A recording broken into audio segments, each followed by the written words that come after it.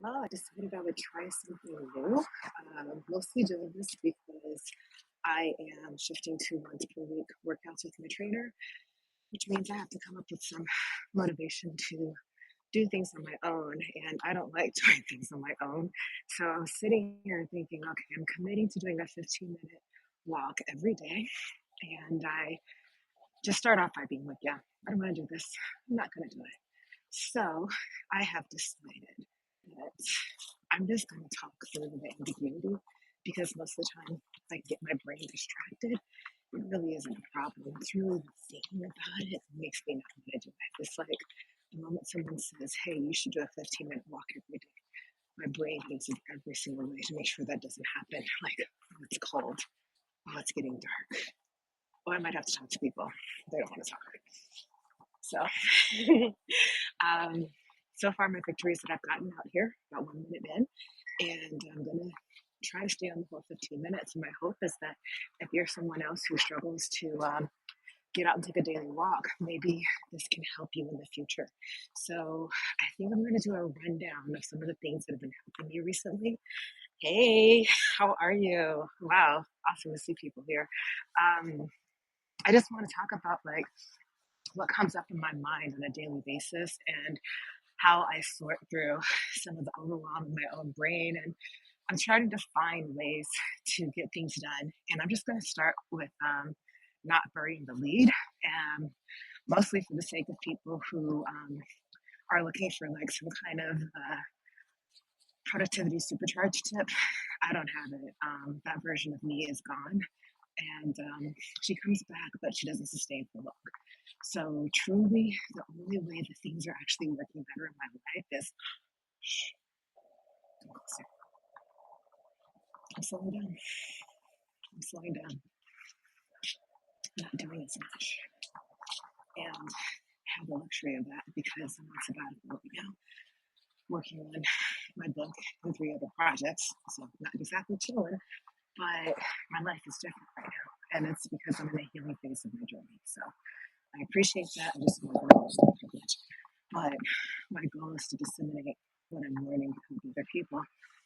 And what I'm trying to say is this: if there's an area of your life where you are truly struggling and you want to get to the other side of it, and you're getting all of this great advice, you've bought the courses, you've talked to people, um, you've berated and shamed yourself, and it's just not working, it's time to let go of the shame a little bit because what I've discovered is it's almost like this wound that gets crusty with resistance.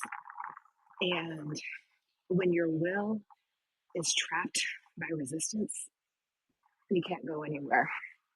And so we'll use physical activity as an example. I have a tendency when I'm feeling well to go pretty hard. And then I end up injured because my body actually doesn't want to be pushed that hard. Um, I have my own health journey, so I'm not going to go into detail about that here. But suffice it to say that I've learned I really need to pull back if I want to maintain my momentum. And so, what that looks like for me right now, for example, in Peloton, I want so badly to be able to do all of these crazy, like hit and interval run rides. But when I do, I can end up curled up in a ball for the next 2 weeks. It's just not worth it. So recently, I discovered that they renewed their Netflix contract. So I picked out a movie that I can only watch when I'm on my bike. So guess what? I'm excited to do tomorrow. I want to get on my bike so that I can watch the next half an hour of good grief. So think of these small, doable steps as lubricant to ease away the resistance. So the fact that I've committed to talk to you for 15 minutes, that is going to help me get over the realization that I don't want to be up here, that it's cold, that I don't feel like it. You have to find little things that you do like. And I know what you're going to say, well, I don't like anything about XYZ. I hear you. Yeah, curious and explore perhaps why you don't like certain approaches or strategies. I'll give you another one. the trainer that I'm working with, the moment that we started to talk about nutrition and she suggested the possibility of tracking my meals, I had a whole meltdown. I was just triggered. I could not even think about a healthy way to log food because in the past it's always been associated with long term harm for me. I end up with good intentions. I end up being pretty perfectionist and restraining myself. And so, what I did to ease the resistance is first I just let myself say, I'm not doing this. I don't have to do this. Really helps when I say that to myself. And then the next thing I said was, okay, well, I'm going to do the bare minimum that I feel comfortable with. And at that time, it was taking pictures of food. So I said, okay, I'll take pictures of food. So I started taking pictures of my meals. And I realized after a couple of days, I was starting to get some awareness, which is good because I'm not going to probably eat as many times per day if I have to think about the fact that I'm eating. That meta reflection really comes in helpful. So I found an app that gave me the ability to still take pictures but get more insights. And once I started to do that, the calorie information started coming in. And that's where I really get messed up because it's better for me to lose weight at a slower pace. And those types of vlogs make me want to go faster. They make me want to eat less because I think that's what I should be doing. And we'll talk about in this vlog like how harmful the shoulds can be. So I thought about what my priorities are from a health standpoint right now.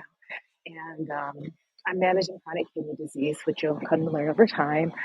And recently I've had high blood pressure, my cholesterol's been high, and I know that I owe it to myself to get to the bottom of that. So I thought, okay, I actually want to be able to apply some of the principles that my doctor and I have discussed. So, one, I don't need to eat as much protein as most people do. It's not really great for my kidneys. They're in good condition. We want to keep them that way. And secondly, um, because it's from the medications that I'm on, I need to eat more fiber than most people do. So I decided that I was going to track protein and fiber is pretty easy because I kind of have an idea of what I do. So I decided to track fat um, because I know that if I find good sources of fat over time, I won't be as hungry and it's going to be easier for me to feel nourished. So those are the only two metrics I see every day. And so a lot of days it's like, okay, you are well over your protein goal, you're well over your fat goal. So then it just kind of gradually makes me think that it's not as restrictive as my personal reaction to calories is. So I hope that's a good example of just like walking through in a really customized way what actually works for you, what triggers you. I think I'm starting to get my heart rate up. I did not think that I was, well, it's not that high. I'm not going to tell you what it is. I could go higher. But I think because I'm talking to you. So, okay. So that's another example. Think about how you approach your day. I want to do a post on to-do lists and why they don't work for me. Something I'm thinking about. So if you want me to explore that more, let me know. But it's the same thing. I plan a day, especially if I do time blocks. I get so much resistance. I'm like, I don't want to do this. I don't like being boxed in and saying, I'm going to do this certain thing in this amount of time. And I have a tendency to really overdo my to-do list. I kind of do it till it's well done and it destroys me. So I've started to really think about like at the end of the week, how do I want to feel? Where do I want to have seen progress? And then what is the process that's going to take me there? So if I know I want to make progress in the project by the end of the week, I can protect some time to work on that intention each day. And this is the part that's taken the longest for me to really just say that I am okay with completely butchering my timelines. I don't have to stick to them. I think that the perfectionism was what was kind of making that hard for me for so long because I thought, well, I have to spend exactly 90 minutes. No, I have the attention span of a feral squirrel. It's just not going to happen. But for example, today I ended up doing paperwork to assist my family. Um, Learning so much about trust behind the scenes, by the way, and completely blocked out my time that I would have spent on coaching. And I don't think I spent as much time on my book as I planned to, but because I knew I had the intention of spending time on my book, I was really focused on what I did, and I'm making really great progress in my round of edits. So I really can't wait to sit down and do like a formal maybe course or workshop for you where I walk you through the back end of things because I feel like this sounds like rambling, but if you're following this at all, my point is to look at the things that are not working for you and to stop blaming yourself and shaming yourself and saying, oh, well, if only I was better at this or that. No, it doesn't work for you. For me, I have some ideas as to why, and I'll let you into more of my life as we continue on this journey. But the point is, I need to go slower. I need to do fewer things. And I need to be very clear about the process and what's required. And then instead of a to do list, what I'm really looking to do is engage, reflect, assess, adapt. Okay? So engage. This is the strategy that I think I want to deploy. Reflect. How's that going for me? Did I actually do it? Assessed. What was the impact? Am I closer to the outcome that I wanted to have? And now adapt. What do I need to adapt about my process in order to move forward? Do I need to ask for help? Do I need to adjust my expectations? Do I need to be real about the fact I really don't want to do this anymore? Those are the things that I really weigh out that help me to become more attuned to my reality and no longer push the fallacy of because I said I would do this, I have to get it all done.